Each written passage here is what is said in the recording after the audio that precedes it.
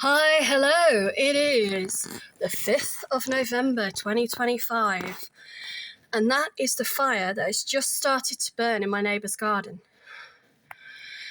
So this will be the last bonfire that me and my children get to see, or annual bonfire,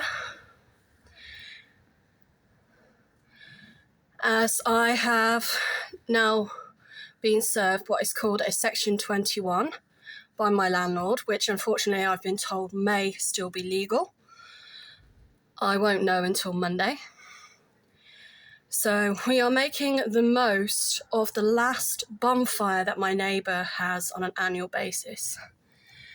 And here it is. It's only just been lit, but in a couple of hours, it is going to be absolutely massive, as always.